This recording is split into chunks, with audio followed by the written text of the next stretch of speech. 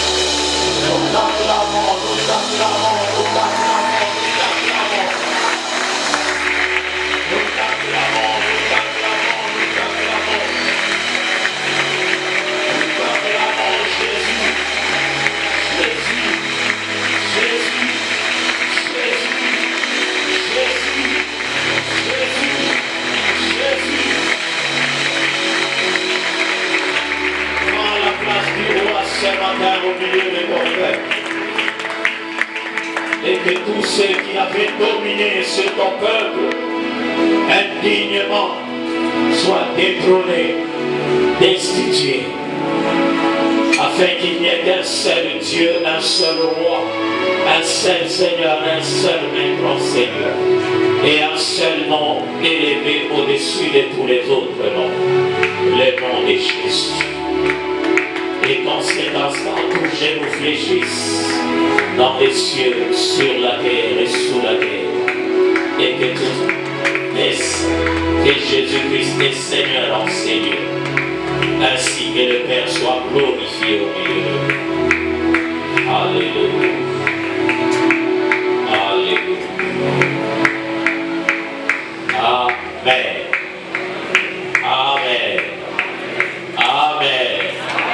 Christ est dans la présence de son Dieu.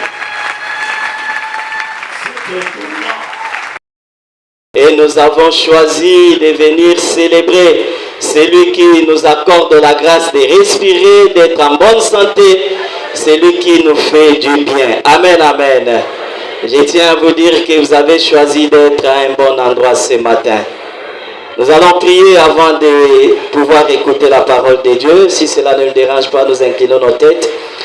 Tendre Père, nous te sommes infiniment reconnaissants pour la grâce que nous avons de nous retrouver là ce matin au-devant de toi. Il est écrit, là où 2 ou 3 sont réunis, Seigneur, en ton nom tu es là. Nous saisissons par la foi la promesse et nous croyons que tu es là. Et parce que tu es là, Seigneur, nous nous attendons à tout. Tu es le Dieu qui nous parle, tu es le Dieu qui nous console, tu es le Dieu qui nous délivre, tu es le Dieu qui nous bénit. Nous prions, Seigneur, que ta présence, ô Dieu, au travers de ta parole, soit réelle, effective au milieu de ton peuple. Dispose nos cœurs à être réceptifs, afin que ce que nous aurons à dire de ta part puisse trouver de la place, puisse trouver en nous, Seigneur, un fertile, pour que cette sémence germe. Dans le nom de Jésus, nous avons ainsi prié et nous disons Amen. Amen, amen. Eh bien, je tiens à remercier le Seigneur qui a permis que je me retrouve encore à Kikwit après plus de 2 ans. Je me souviens la première fois, l'estrade était de l'autre côté là-bas. Quand j'intervenais, nous étions là-bas. Et aujourd'hui, Dieu, dans sa souveraineté, il a permis que nous soyons encore là. Soyez bénis, vous qui étiez là il y a de cela 2 ans passés, et vous continuez à être assidus dans la maison du Seigneur, dans le temple. Que le Seigneur vous arrose, persévérez encore, gagnez les âmes, remplissez encore ces lieux, accomplissez la mission. Amen, amen. Je tiens aussi à remercier mon ami, bien qu'absent, il est de l'autre côté, le pasteur Dani, pour la grâce qu'il m'a accordée de me retrouver Dieu de cette chair.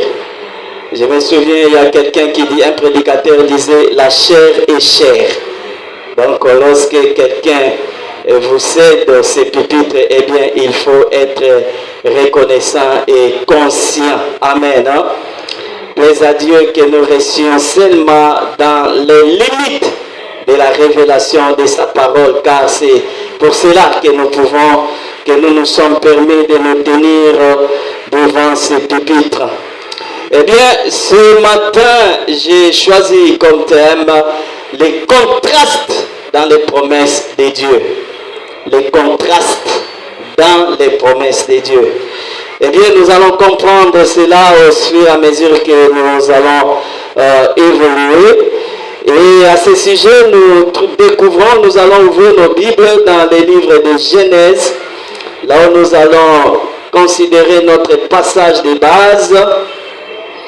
Bien entendu, nous allons aussi nous référer à d'autres passages de façon complémentaire. Eh bien, notre passage de base, c'est dans Genèse au chapitre 22, à partir du 1er jusqu'au 18e verset. Nous allons lire, nous allons honorer la parole de Dieu. Genèse 22, après ces choses, Dieu mit Abraham à l'épreuve et lui dit, Abraham, il répondit, mais voici, Dieu dit, prends ton fils, ton unique, celui que tu aimes, Isaac, va-t'en au pays de Morija et là offre-les en holocauste sur l'une des montagnes que je te dirai. Abraham se leva de bon matin, scella son âne et prit avec lui 2 de ses serviteurs et son fils Isaac. Il fendit du bois pour l'holocauste et partit pour aller au lieu que Dieu lui avait dit. Le 3e jour, Abraham levant les yeux vit le lieu de loin. Et Abraham dit à ses serviteurs, restez ici avec l'âne, moi et le jeune homme, nous irons jusque-là pour adorer et nous reviendrons auprès de vous. Abraham prit les bois pour l'holocauste, les chargea sur son fils Isaac et porta dans sa main le feu et les couteaux. Et ils marchèrent tous 2 ensemble. Alors Isaac, parlant à Abraham, son père, dit, mon père. Et il répondit, mais voici mon fils. Isaac reprit, voici le feu et le bois, mais où est l'agneau pour l'holocauste? Abraham répondit, mon fils, Dieu se pourvoira lui-même de l'agneau pour l'holocauste. Et ils marchèrent tous 2 ensemble. Lorsqu'ils furent arrivés au lieu que Dieu lui avait dit, Abraham y éleva un autel et rangea les bois. Il lia son fils Isaac et le mit sur l'autel par-dessus les bois. Puis Abraham étendit la main et prit le couteau pour égorger son fils. Alors l'ange de l'Éternel appela des cieux et dit, Abraham, Abraham! Et il répondit, me voici. L'ange dit, n'avance pas ta main sur l'enfant et ne lui fais rien, car je sais maintenant que tu crains Dieu et que tu ne m'as pas refusé ton fils, ton unique. Abraham leva les yeux et vit derrière lui un bélier retenu dans un buisson par les cornes. Et Abraham alla prendre le bélier et l'offrit en holocauste à la place de son fils. Abraham donna à ces lieux le nom de Jéhovah Jireh. C'est pourquoi l'on dit aujourd'hui, à la montagne de l'Éternel, il sera pourvu.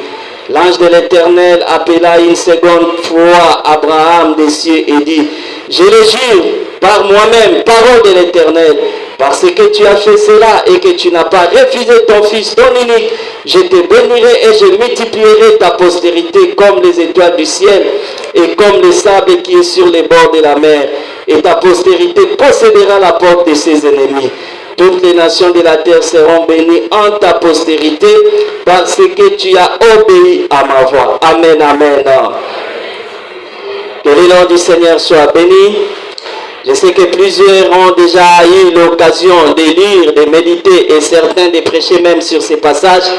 Mais vous savez, la parole de Dieu, je l'ai toujours comparée à une forêt insondable. Et lorsqu'on y entre, on peut penser qu'on a exploité, mais plus on exploite, plus il y a encore des révélations, des richesses, des choses qui se manifestent. Amen.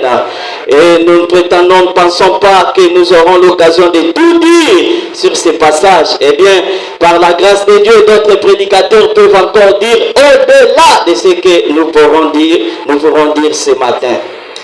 Eh bien, pour mieux comprendre ces passages, nous pouvons remonter un peu plus loin avec l'histoire de l'alliance que Dieu a initiée avec cet homme Abraham.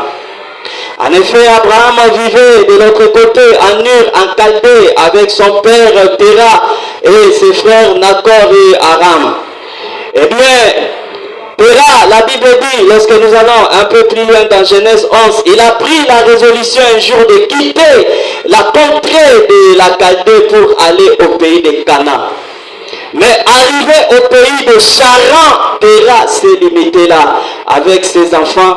Bien sûr, il y en avait un qui était déjà décédé, mais avec les 2 autres, Nacor et Abraham avec sa femme, et ainsi de suite. Eh bien, il avait l'ambition, certes, d'aller plus loin, d'aller au pays de Canaan, mais arrivé au pays de Charan, on ne sait pas qu'est-ce qu'il avait pris, il s'est limité là. Et Abraham, après le décès de son père, a continué aussi à demeurer dans cette contrée, dans le pays de Charan. Eh bien, Dieu va maintenant se révéler à lui. C'est là que les bonnes choses commencent. Dieu va se révéler à lui. Dieu avait des promesses, avait des ambitions, des choses qu'il voulait accomplir dans la vie de cet homme. Mais Dieu a estimé que des choses qu'il avait en réserve pour cet homme, eh bien cet homme ne devrait pas le vivre là au pays de Charan. Il fallait qu'Abraham puisse quitter le pays de Charan pour aller à Canaan. Canaan, c'est le lieu que Dieu avait destiné pour l'accomplissement des promesses, des choses merveilleuses qu'il avait envers Abraham. Abraham, ton père, avait certes l'ambition d'aller à Canaan. Mais arrivé à Charan, il s'est limité. Mais partant de l'alliance que moi je suis en train d'initier avec toi, là où ton père n'était pas arrivé, toi je veux que tu arrives.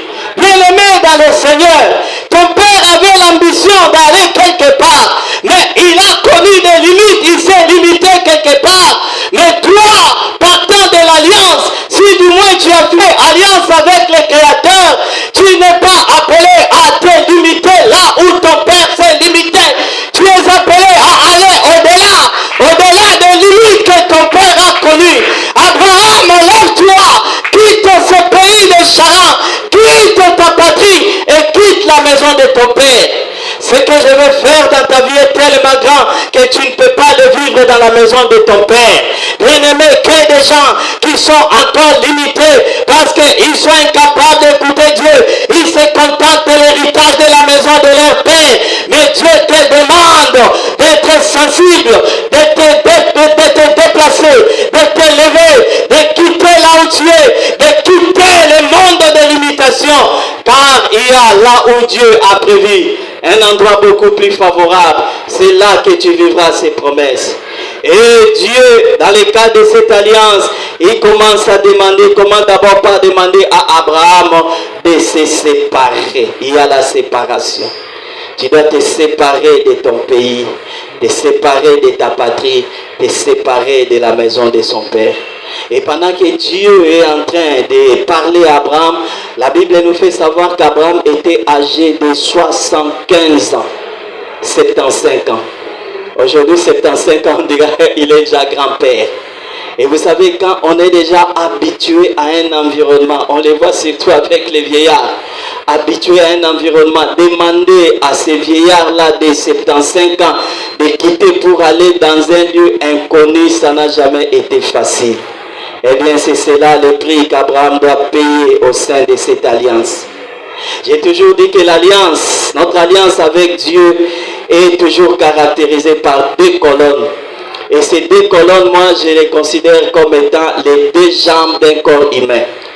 La première colonne, c'est la colonne qui contient l'ensemble des recommandations, des exigences que Dieu nous donne. Des choses que nous sommes appelés, nous sommes obligés à faire vis-à-vis de Dieu.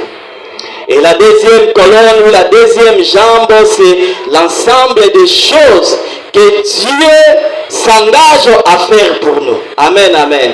Et dans la vie chrétienne, nous devons toujours marcher sur base de ces deux colonnes, sur base de ces deux jambes.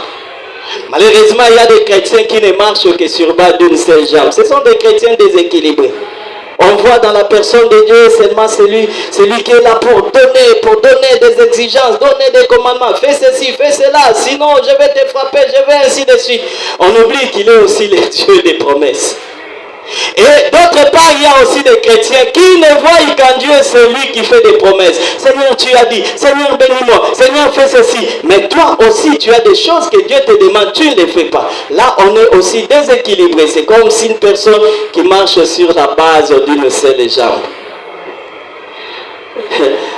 Tout à l'heure, notre bien-aimé parlait de célibataires qui marchent sur la base d'une seule jambe.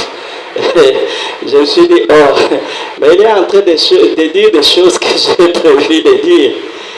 Mais seulement ce n'est pas pour les célibataires, ce sont pour les chrétiens là qui ne voient qu'une seule colonne dans la vie chrétienne. Non, nous devons marcher sur base de toutes ces deux colonnes.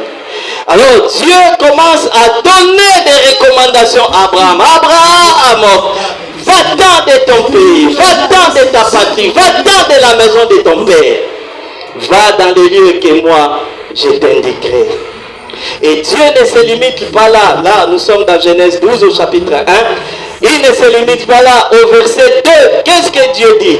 Je ferai de toi une grande nation. Amen. La femme est déjà ménopausée que Dieu dit, je ferai de toi une grande nation. Quel contraste humainement parlant. Quel contraste. Et la deuxième chose, nous sommes au chapitre 6, toujours dans Genèse 12. Là, vers la fin, la Bible dit que les Cananéens étaient alors dans le pays. Et au verset 7, l'Éternel parla à Abraham et dit, je donnerai ce pays à ta postérité. Un autre contraste, un deuxième contraste. Ici, nous constatons que le pays de Canaan n'était pas vide. C'est comme si le Seigneur t'amène de l'autre côté en Angola. Et il te dit, je donnerai ce pays à toi et à ta postérité. Mais comment ça? Ce n'est pas un pays vide. C'est un pays occupé. Probablement par des hommes et des femmes forts. Mais justement, ce pays occupé par des hommes, par des femmes, des hommes probablement plus forts que toi, eh bien c'est ce pays que Dieu te promet à toi et à ta postérité. Bien aimé, ce qui fait l'objet de ton héritage, peut-être pour le moment, est sous une occupation. Le poste auquel Dieu te destine, pour le moment, est encore occupé par quelqu'un d'autre, probablement plus fort que toi. Mais Dieu ne considère pas cette personne, ne considère pas la force de cette personne. Mais Dieu considère sa parole. Et bien aimés, nous ne sommes pas appelés à considérer ce que les hommes considèrent. Mais Seigneur, comment cela se fera-t-il pour que j'arrive là? Non, le poste là c'est pour toi. Mais c'est occupé par celui-là, un homme fort, un homme influent. Eh bien, c'est à toi que je destine ces postes-là. Eh bien, ces occupations, peut-être ces choses peuvent être occupées par des hommes physiques, mais des fois aussi par des forces spirituelles. Et nous sommes appelés à nous appuyer. Dieu avait dit que c'est d'Isaac que sortira une postérité qui me sera propre. Mais comment expliquer que ce même Dieu me demande encore d'offrir? Non. Ça, ce n'est pas la voix de Dieu, ça, c'est la voix du diable. Au nom de Jésus, la télévision du monde. Des fois, nous résistons à la voix de Dieu au nom de Jésus. Mais Abraham, en tout état de cause, il a obéi. Il a dit de faire ce que Dieu lui avait dit d'aller. Les voies de Dieu sont tellement insondables et bien-aimées. Eh bien, ce que Dieu a dit par rapport à la réalité que tu vis, c'est un contraste. Abraham a obéi.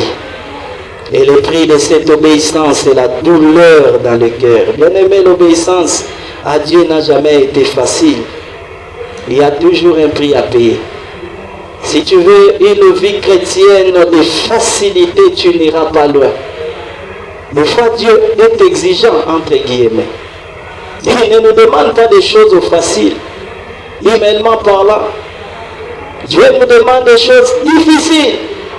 Et dans le cadre de cette alliance, eh bien, Abraham, 3 journées de marche, il a des moments de douleur, la douleur, des pleurs. Les gens peuvent peut-être se moquer de toi. Tu peux être l'objet des incompréhensions de la part des gens. Mais l'obéissance, c'est la voie obligée. Amen, amen. Mais cet homme qu'il est devenu pour faire ça, c'est la voie obligée. Mais cette femme, eh bien, c'est la voie de Dieu. Amen, amen. C'est la voie de Dieu. C'est la voie obligée. Et au verset 4, on nous fait savoir le 3e jour. Donc, il y a eu 3 jours de marche. Quelle fatigue! Quelle fatigue! Mais Seigneur, si tu as besoin de ce fils unique, Isaac, tu pourrais me demander peut-être soit d'aller derrière la maison, et bien de ranger le bois. Mais pourquoi? Très loin, il faut aller à Morija. Et à Morija, il fallait faire 3 jours de marche. Quelle exigence! Quelle difficulté! Abraham est appelé à persévérer. Et au verset 10, la Bible dit, puis Abraham, d'abord au verset 9, lorsqu'il fut arrivé au lieu que Dieu lui avait indiqué. Qu'est-ce qu'Abraham? Il éleva un autel et rangea les bois. Il lia son fils Isaac et le mit sur l'autel par-dessus les bois. Quelle scène macabre! Et même Isaac, là où il était, il a toujours été confiant, un enfant chéri à son père et à sa mère. Un fils à papa. Mais ce jour-là, d'abord il avait déjà posé à son père la question en chemin. Papa, mais il y a le feu, il y a les bois, mais où est l'Holocauste? Donc, peut-être à complémentarité. Son père lui a dit, ah, le Seigneur lui-même se pourvoira de l'agneau pour l'Holocauste. Et arrivé maintenant là, il voit son père en train de le ligoter. Oh, mais ce papa, moi j'ai toujours cru qu'il m'aime. Mais qu'est-ce qu'il est en train de faire? Qu'est-ce qui se passe? Il a ligoté. Il a placé sur l'autel. Et pour Isaac, c'était le moment peut-être de frayeur, le moment de peur. On est en train de te lier par ton propre père. Et on va te tuer. Et qu'est-ce qui se passe? Au verset 10, puis Abraham étendit la main et prit le couteau pour égorger son fils. Oh là là là là là là là. Personnellement, je n'aimerais pas être à la place de cet homme Abraham. Mais imaginez-vous, vous pouvez avoir plusieurs enfants. Mais lorsque on vous dit un seul enfant n'a pas une longue vie, il va mourir, dans quel état vous pouvez vous retrouver? D'une façon générale. Mais maintenant, prenons le cas de ces couples qui n'ont qu'un seul enfant, l'enfant unique. Un seul enfant. Je ne sais pas, parmi nous, est-ce qu'il y a quelqu'un qui n'a qu'un seul enfant comme moi? Garçon ou fille, levez un peu la main. Vous n'avez qu'un seul enfant. Ok, je vois une main là-bas. Je vois. Eh bien, vous pouvez comprendre, bien aimé, vous qui n'avez qu'un seul enfant, la douleur d'Abraham en ce moment. Le seul enfant doit mourir. Et plus encore, ce n'est pas que il est allé quelque part, il meurt, on vient vous annoncer, mais c'est vous-même qui devez être l'artisan, l'auteur du meurtre de votre propre enfant. Vous avez un fils unique ou une fille unique, et Dieu vous demande de prendre le couteau de tuer votre enfant unique là. Bien aimé,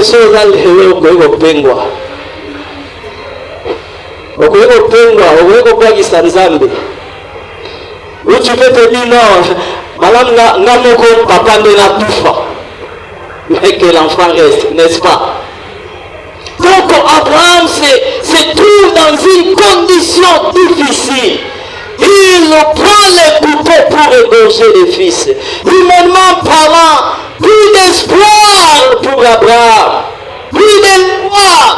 Abraham arrive au bout de l'affaire.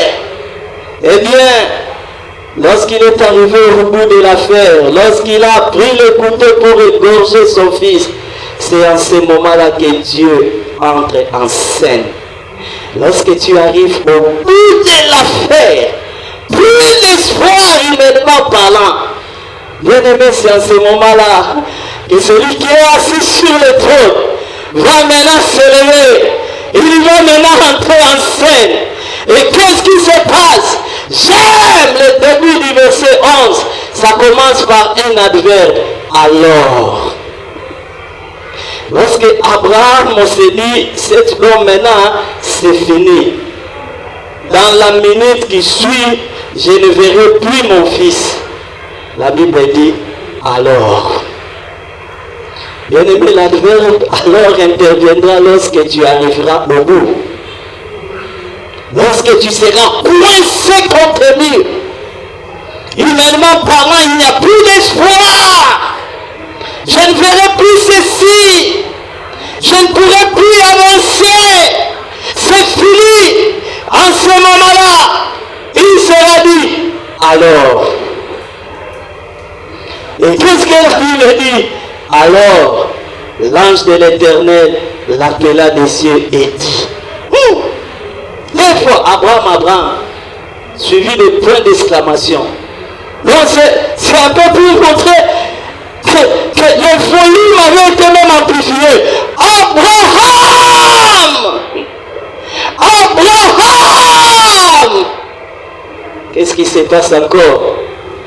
Eh bien, Abraham, et il répondit, me voici. Verset 12, l'ange dit, N'avance pas ta main sur l'enfant et ne lui fais rien.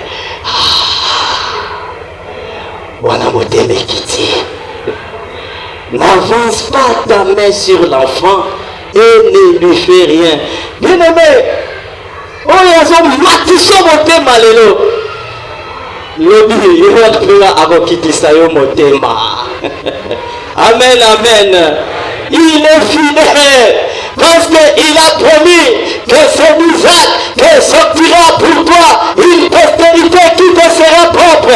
Même si l'enfant est lié, même si tu soulèves le couteau, mais il y aura une dernière parole. Le Rédempteur est vivant. Il se lèvera le dernier. Il s'est levé le dernier. Abraham, n'avance pas la main.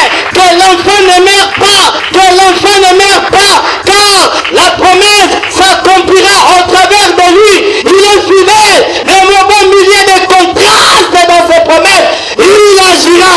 Il interviendra. Qu'est-ce que la Bible ajoute? Car je sais maintenant que tu crains Dieu et que tu ne m'as pas refusé ton fils, ton unique. Abraham leva les yeux et vit derrière lui un bélier retenu dans un buisson par les cornes. Et Abraham alla prendre les béliers et l'offrit en holocauste à la place d'Isaac. Amen, amen. Donc, il y avait un bélier que Dieu avait prévu là au mont Morija. Il y avait un bélier. C'est lui qui devait être offert en holocauste. Ce n'est pas ton fils, ce n'est pas Isaac, mais c'est le bélier que Dieu avait préparé. Abraham, toi tu vois ton fils qui va mourir, mais Dieu voit le bélier à la place de ton fils. Ce que Dieu a prévu, aujourd'hui tu as du mal à le voir, mais marche avec Dieu. Va à Morija, 3 journées de marche, c'est fatigant seul, mais fais ce que Dieu te demande. C'est seulement lorsque tu arriveras au lieu que Dieu a indiqué, là à Morija, que tu verras le bélier. Aussi longtemps que tu es encore chez toi, il n'y a pas de bélier. Aussi longtemps que tu es en train de marcher, chemin faisant, le premier jour, tu ne verras pas le bélier. Le deuxième jour, tu ne verras pas le bélier. Le troisième jour, il faut que tu arrives au bout de la fête, là où Dieu te veut. C'est là que Dieu a prévu un bélier retenu quelque part. Il faut marcher, bien-aimé.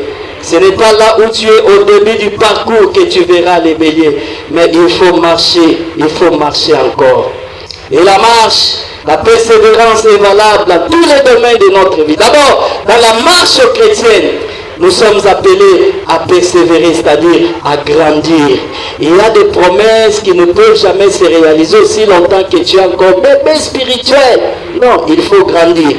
Il y a des bénédictions qui sont attachées à un certain degré de croissance dans notre marche chrétienne. Aussi longtemps que Zoti Kalanora a bébé spirituel, il y a des choses de la part de Dieu que tu ne verras jamais. Il faut persévérer, aller jusqu'à Morija. Et deuxièmement, même dans le domaine de la prière, dans la vie de prière, il faut aussi grandir. Il faut grandir pour voir les béliers. Il y a des choses que tu ne verras jamais aussi longtemps que tu es toujours dans tes prières flash là. Seigneur, merci pour la journée d'aujourd'hui. Ce que j'ai demandé et ce que je n'ai pas demandé, toi-même tu le sais. Amen. Chaque jour comme ça, non, tu ne verras pas certaines choses. Il faut persévérer, arriver jusqu'à Morija. Amen, amen. Le bélier a été la solution que Dieu avait prévue pour apaiser le cœur d'Abraham. Bien-aimé, Dieu a prévu un bélier qui arrêtera aussi ta douleur et qui essuiera tes larmes. Une seule chose, persévère. Obéis, persévère, va jusqu'à Morija. Et au verset 14, Abraham donna à ces lieux le nom de Jéhovah Jireh. C'est là que cette appellation de Jéhovah Jireh a commencé. C'était sur base d'une expérience. Bien aimé, vous savez, il y a certaines expériences qui façonnent aussi notre façon d'adorer le Seigneur. Des fois, nous tombons dans les pièges. Nous faisons, j'ai toujours dit, des prières, des adorations de perroquets. Vous savez, un perroquet, lorsqu'il a retenu quelqu'un, a prononcé quelque chose, lui aussi. Vous venez dans l'église, eh bien, parce que Papa Tel a dit, oh Seigneur, tu es Jéhovah Nissi. Oh, Seigneur, tu es Jéhovah Nissi. Sans pour autant comprendre même. Des fois, nous disons des choses que nous ne comprenons pas. Un jour, nous avons pris place à bord d'un bus. Il y avait un homme, quelqu'un qui était en train de prêcher. À un moment donné, il a entonné les cantiques, il a commencé à faire chanter les gens. Et il disait, il n'y a que point, Jésus, il n'y a que point. Oh, oh. Lui, il a écouté. Et malheureusement, il a toujours écouté mal. Mais lorsque nous prononçons des choses, nous devons être sûrs de ce que nous disons. Quand je dis tu es Jéhovah Rapha, je sais que ce ne sont pas des paroles à l'air. Ce n'est pas que j'ai compris ce qui est sorti de la bouche de ma sœur, mais c'est une chose que moi-même j'ai expérimenté. Voilà que j'étais malade. Voilà qu'il y avait les pronostics des médecins. Mais j'ai invoqué l'Éternel. L'Éternel est intervenu. Et lorsque je me tiendrai dans sa présence, pour lui, j'ai tué Jéhovah Rapha, ça sera sur base de l'expérience que j'ai vécue. Tu es Jéhovah Jireh. Eh bien, qu'est-ce que Dieu a déjà fait pour t'amener à dire que tu es Jéhovah Jireh, le Dieu qui pourvoit? Il faut vivre certaines choses. Bon, tu te réveilles le matin, peut-être tu ne sais pas ce que tu vas manger. Ce sont des choses que... Je connais un couple, un pasteur qui avait témoigné. Alors, il n'était pas encore pasteur, il travaillait quelque part dans une entreprise de l'État. Il venait de se marier. Alors, il avait un salaire là insignifiant. Il a dit à son épouse, oh chérie, tu sais, tu as épousé un homme de foi. Nous devons apprendre à vivre par la foi. Eh bien, beaucoup de temps se sont écoulés. Un jour, il est allé au boulot, il n'avait rien laissé à la femme. Arrivé le soir, il a trouvé sa femme lui a servi à manger. Oh chérie, mais qu'est-ce que tu as fait? Ah oui, j'étais parti chez les grands frères, c'est lui qui m'a secondé, il m'a donné. Le frère lui a dit, oui c'est bien, mais prochainement, il ne faut pas aller chez les grands frères. Nous devons laisser Dieu échouer. Ils avaient déjà leur fille au nom de Déborah. Un jour, la même situation va se répéter. Comme la sœur était soumise, elle n'est pas allée chez les grands frères. Les frères arrivent le soir à la maison, et bien tout était, la cuisine était propre. Toutes les assiettes, les casseroles, les cuillères étaient propres. Non pas parce que sa femme était candidate au prix Nobel de la propreté, mais tout simplement parce qu'il n'y avait rien à mettre dans ces casseroles-là. Qu'est-ce qui se passe? Et Déborah, déjà leur fille commence à pleurer parce qu'elle n'avait pas mangé. Le frère a dit, Déborah, pleure encore très fort pour que le ciel t'entende. Il a pris la femme, ils sont entrés dans la chambre haute. Ils ont prié. À l'époque, on était encore jeunes, tout ça, à la bonne, ils peuvent nous chanter. Na téléphoné, na téléphoné, na téléphoné. Na téléphoné, na consolé, na papa na lola. Très tard dans la nuit, quelqu'un frappe à la porte. Oui, entrez. Ah, frère, vraiment, excusez-moi, je devais venir depuis longtemps, mais j'ai été retenu, j'ai renié l'empêchement. C'était juste pour vous remettre votre enveloppe. Le frère a dit, eh bien, il y a un quartier pour bien marcher, un quartier pour qui allait jusque tard. La sœur à rapidité. Vous savez, lorsqu'il fait tard, il y a une particularité. La tarification baisse. Hein? Le soir, n'est-ce pas? À qui les mamans disent, moi, Nassou Kadia Camille. Dans ces couples, cette nuit-là avait beaucoup moins. Amen, amen. Et c'est dans pareilles circonstances qu'ils peuvent dire, tu es Jéhovah. Amen, amen. L'Éternel est Dieu qui pourvoit. Jéhovah Jireh. Donc ici, Abraham découvre une autre dimension de la personne de l'Éternel. Ceci après les temps de contraste. Bien aimé, certaines révélations viennent après les contrastes. Il faut vivre ce genre de contraste dans les promesses que Dieu te fait pour avoir aussi certaines révélations de la personne de l'Éternel. Une telle révélation influencera même notre adoration. Bien aimé, pour arriver à Moréja, comme je l'ai dit, il a fallu 3 journées de marche. Nous arriverons à l'endroit que Dieu a placé, à l'endroit où Dieu a placé un bélier au prix des sacrifices. nous devons nous sacrifier. Et nous allons terminer avec ces passages, donc à partir du verset 15 jusqu'au verset 18. L'ange de l'Éternel appela une seconde fois Abraham des cieux et dit, je le jure par moi-même, parole de l'Éternel, parce que tu as fait cela et que tu n'as pas refusé ton fils unique, je te bénirai et je multiplierai ta postérité comme les étoiles du ciel et comme les sables qui est sur les bords de la mer. Et ta postérité possédera la porte de ses ennemis. Toutes les nations de la terre seront bénies en ta postérité parce que tu as obéi à ma voix. Donc ici, nous voyons la conséquence de l'obéissance d'Abraham. Pourtant, Dieu lui avait déjà fait des promesses. Depuis Genèse au chapitre 12, Dieu lui avait fait beaucoup de promesses. Dans Genèse 15, nous voyons encore Dieu renouveler, réitérer encore ses promesses à l'endroit d'Abraham.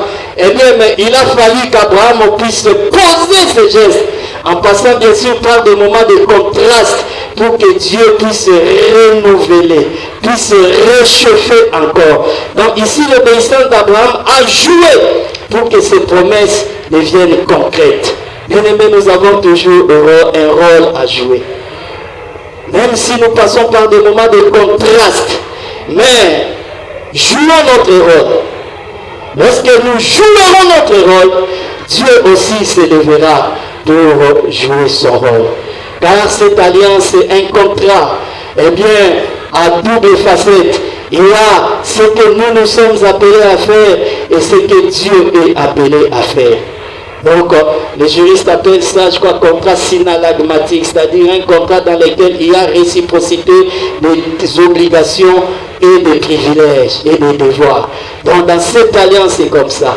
Et Dieu, quand il fait des promesses, eh bien, il n'est pas dit que nécessairement les choses dans un premier temps marcheront sur les roulettes.